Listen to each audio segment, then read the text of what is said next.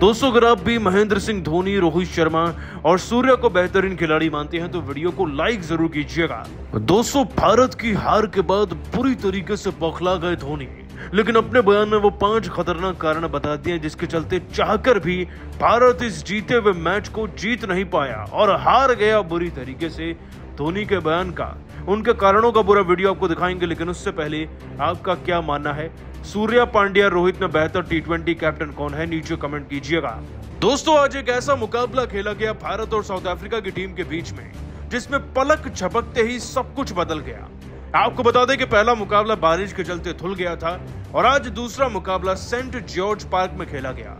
भारतीय cricket team को पहले बल्लेबाजी का न्योता दिया गया और शुरुआत इतनी घटिया कि यशस्वी जायसवाल और गिल दोनों 0 पर आउट हो गए। हमारे 6 पर 2 विकेट गिर गए थे, लेकिन तिलक वर्मा के 29 रन हो, कप्तान के 36 में 56 रन हो या रिंकू सिंह के 39 गेंद में लगभग 70 रन की नाबाद पारी क्यों ना हो या जड्डू के 14 गेंद में 19 रन हो, हर किसी ने भारत को फुल सपोर्ट किया और 20वें ओवर की तीसरी गेंद तक, जब तक बारिश नहीं आई थी, तब तक हम 180 रन पर पहुंच गए थे।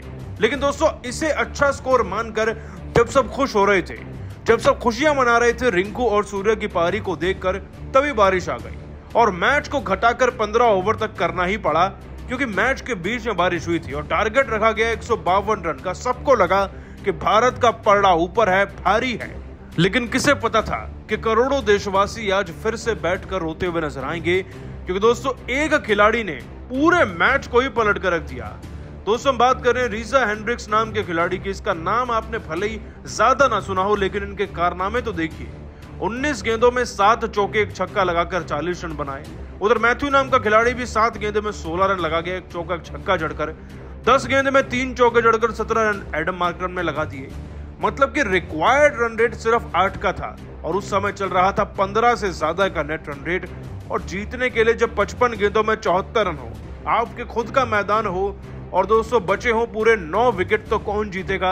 इसका जवाब आप बेहतर दे सकते हैं कमेंट सेक्शन में। और दोस्तों, देखते देखते पलक झपकते मैच को पलटकर अफ्रीका ने मैच को अपने नाम कर लिया।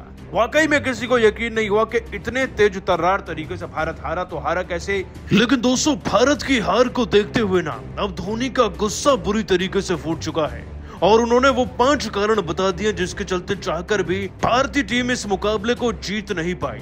दोस्तों, आखिरकार भड़कते हुए धोनी ने अपने बयान में क्या कहा, चलिए आपको बताते हैं। पहले वर्ल्ड कप में हारना और फिर भले ही हम ऑस्ट्रेलिया से जीत गए, लेकिन क्या लगा भारतीय क्रिकेट टीम को अफ्रीका में जीतना इतना आसान होगा?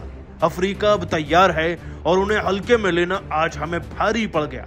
लेकिन मेरे नजरिए में ऐसे 5 कारण हैं जिसके चलते हम जानबूझकर इस मुकाबले में कहीं ना कहीं हार गए। हार का सबसे पहला और सबसे बड़ा कारण है टीम की घटिया शुरुआत होना। बल्लेबाजी में आज हमारा टॉप ऑर्डर बुरी तरीके से ध्वस्त हो गया। मेरा सीधा सवाल है शुभमन गिल और जायसवाल से, अगर आप विदेशी जमीन पर टी20 में ऐसा प्रदर्शन करेंगे तो आपको आईपीएल और घरेलू टी20 सीरीज में वाहवाही बटोरने का कोई हक नहीं है। इतनी घटिया शुरुआत के चलते हमारी टीम 200-250 तक नहीं पहुंच पाई, जो हार का एक बहुत बड़ा कारण है। हार का दूसरा बड़ा कारण टीम के सभी खिलाड़ियों का तेज तर्रार पारी ना खेलना बना। माना कि शुरू में रन नहीं बने और मिडिल ऑर्डर में सूर्या व रिंकू ने बहुत अच्छा किया, लेकिन बाकी खिलाड़ी भी कुछ खास नहीं कर पाए। इनफैक्ट जड्डू को जब मौका मिला तो 14 गेंदों में 30 रन होने चाहिए थे, ना कि 19, और उसी के चलते एक बड़ा स्कोर भारत के स्कोरबोर्ड पर लगने से रह गया। हमारे नजरिए में हार का तीसरा बड़ा कारण है पावर प्ले में विकेट ना मिल पाना। जब भी मैच 15 ओवर का हो जाए तो 5 ओवर के अंदर कम से कम 3 से 4 विकेट बटोरने चाहिए थे भारतीय गेंदबाजों को, लेकिन गेंदबाजों की गेंदबाजी को देखकर लगा कि आज तो सब के सब रन लुटाने आए हैं। सबसे ज्यादा अर्शदीप सिंह और मुकेश कुमार को तो क्या ही कहें, सबसे ज्यादा घटिया गेंदबाजी इन्होंने कराई और क्योंकि अर्ली विकेट्स नहीं मिल पाए, प्रेशर बढ़ता चला गया। अल्टीमेटली भारत हार की तरफ धकेला गया और मैच में हार भी गया। हार का चौथा बड़ा कारण आज अनुभवी खिलाड़ियों का टीम में ना होना है। आप माने या ना माने, लेकिन रोहित शर्मा टीम में नहीं है तो एक एग्जीक्यूशन की कमी है।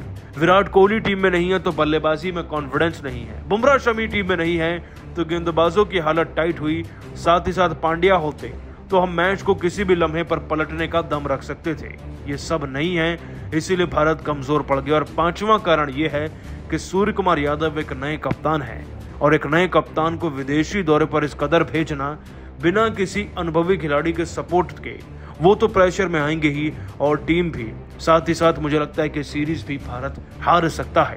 दोस्तों वाकई में धोनी ने एक एक कारण जो बताया है ना, उसमें दम तो है, लेकिन आप सभी का क्या मानना है भाई? अब T20 का कप्तान किसे बनाना चाहिए? पांड्या को, रोहित शर्मा को या सूर्य को ही रहने देना चाहिए? नीचे कमेंट करके बताइएगा। लेकिन हार के बाद दोस्तों सूर्य ने जो कहा ना रिंकू रोहित पर, वो सुनना चाहिए आपको।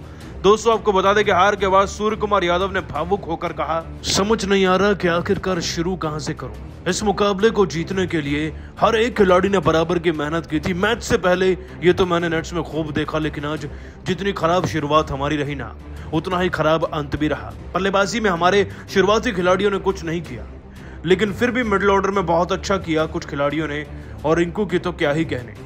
उनकी पारी के दम पर हमें लग रहा था कि हम इस मैच में लक्ष्य को डिफेंड कर सकते हैं, लेकिन शायद हम ये भूल गए कि हम किसी और के घर में खेल रहे हैं। तो अफ्रीका को अफ्रीका में हराने के लिए हमें एक बड़ा टारगेट तो चाहिए ही था ना।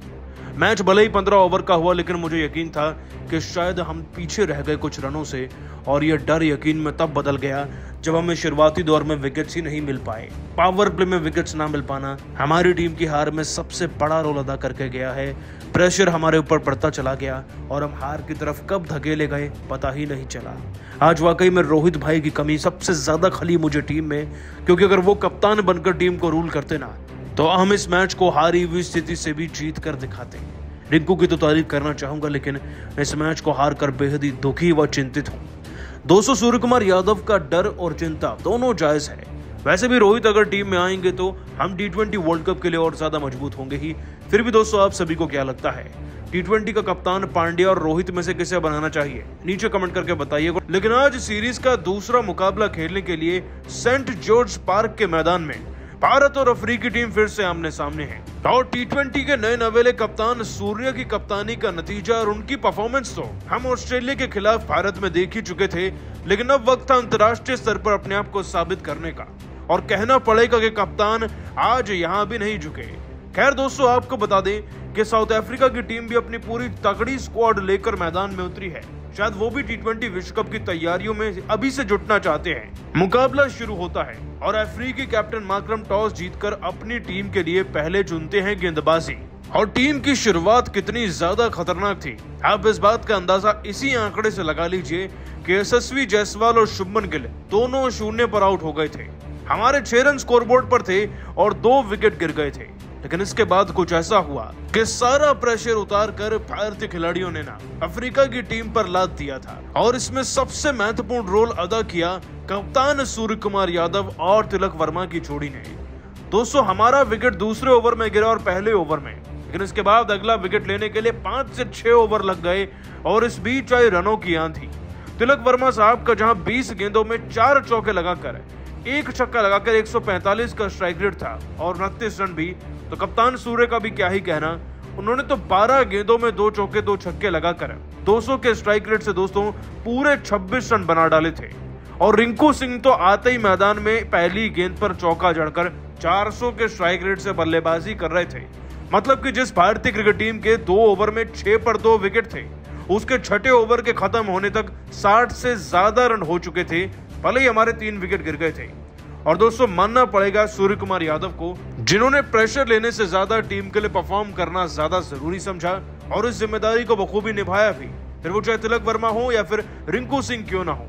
इसी तरीके से दोस्तों इन खिलाड़ियों की खौफनाक बल्लेबाजी जारी रही और 10 ओवर में हम फिर 100 तक पहुंच गए थे। और दोस्तों सूर्य ने अपनी इसी खतरनाक बल्लेबाजी को जारी रखते हुए ना 29 गेंदों के अंदर बैक टू बैक 2 चौके लगाकर अपना 50 पूरा कर लिया था। 5 चौके 3 छक्के इनकी पारी में शुमार थे और 30 गेंदों में अब इनके 55 रन से ज्यादा हो चुके थे। उधर रिंकू का भी तूफान आ चुका था, जो 14 गेंदों में 20 से ज्यादा रन बना चुके थे। जिस भारतीय क्रिकेट टीम के दोस्तों 6 पर 2 विकेट थे ना, अब 3 विकेट पर उसके 105 से ज्यादा रन थे इन दोनों की बदौलत। और दोस्तों सूर्य कुमार यादव ने तो 50 चढ़ा ही, लेकिन आगे चलकर रिंकू सिंह भी उनके नक्शे कदम पर चलते हुए ना अपना 50 तो जड़ ही गए, साथ ही ऐसी पारी खेली कि रिकॉर्ड पर रिकॉर्ड बना डाले। दोस्तों रिंकू तो रुकने का नाम ही नहीं ले रहे थे। आपको बता दें कि 38 गेंदों में इस जांबाज ने 9 चौके 1 छक्का लगाकर पूरे 62 रन ठोक दिए थे। लेकिन जैसे इनका 50 हुआ ना, इन्होंने कई रिकॉर्ड्स ही बनाए। दोस्तों रिंकू के करियर का ये पहला 50 था अंतर्राष्ट्रीय स्तर पर, वो बना साउथ अफ्रीका में। और इस मैदान पर ऐसा करने वाले रिंकू सिंह केवल इकलौते भारतीय हैं इतनी कम उम्र में। इनफैक्ट इस पिच पर तो बड़े से बड़े दिग्गज फेल होते हैं, वहीं रिंकू ने पारी खेली और ये दोस्तों सबसे ज्यादा तेज तर्रार स्ट्राइक रेट से खेली गई पारी भी बन गई है इस मैदान पर भारत की तरफ से अफ्रीका के खिलाफ।